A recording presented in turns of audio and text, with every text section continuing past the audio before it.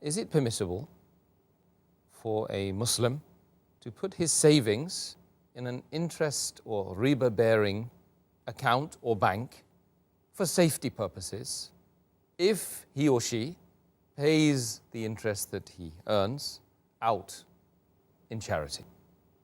Most of the scholars, they say that if under compulsion, especially if you're a non-Muslim country and for safety reason, you can keep your money in the interest-based conventional bank, but whatever interest you get, you have to give in charity without seeking the reward of Allah, because it's haram. Most of the scholars say that, but I personally, I disagree with them. That's my view. I agree more with the view of Shaykh Utaymi. He says that even this is prohibited, because the Quran does not say do not use interest. If the Quran would have said do not utilize, do not use interest, then the verdict was right. The Quran said don't involve in riba, don't take, don't give. So if you have to give in charity, first you have to take from the bank. So I disagree with that. If you have to stop the system of riba, you have to totally ban this system. We can't say they'll put for safety and then I'll take the money and give on charity. Indirectly, you're encouraging them. Because the moment you open an account which has got interest, you are signing and giving them permission that you're agreeing with interest with riba. That itself is a sin. So Allah's curse will be on you. Allah and Rasul will wage a war against you. Because I ask this question and I say to these people who say that you can put in the bank and give in charity, that suppose I deal in drugs, in cocaine, in brown sugar, and suppose I invest $1 million.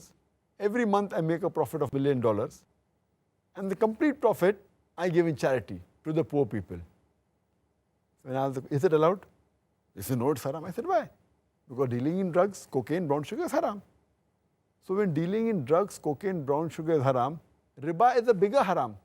Because if you deal in riba, Allah and Rasul will wage a war against you. So when you're giving me permission to keep in the bank and deal with riba for a bigger sin, surely you should give me permission for a smaller sin.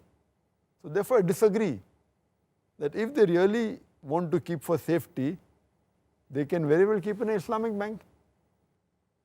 Or as a last resort, they can keep in a current account. There are some accounts in the bank which are accounts which don't give interest. They call it current account. There's no interest at all in that. That as a last resort you can keep, but only keep that money which is required for rolling, because I know that being in different countries, like in India, in UK, you have to deal with checks, etc. So if you're a businessman, keep only that much amount which is required for rolling. Otherwise you can invest it in property, in real estate, in stocks, whatever it is. And the least, if you want for security, you can take a locker and keep hard cash in the bank.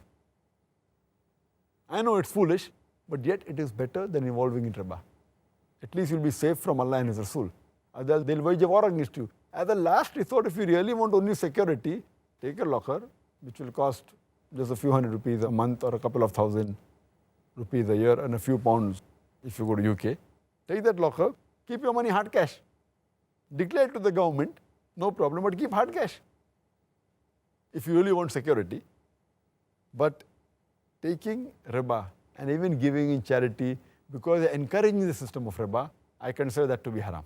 Okay, I mean, in the UK, alhamdulillah, we do have a few banks now coming up, by the way. So may Allah subhanahu wa ta'ala help us to encourage those organizations to do non-interest bearing. Pray to Allah subhanahu wa ta'ala, may these organizations be on the straight path. Ameen. Ameen. See to it that they're truly interest free. Inshallah. Inshallah.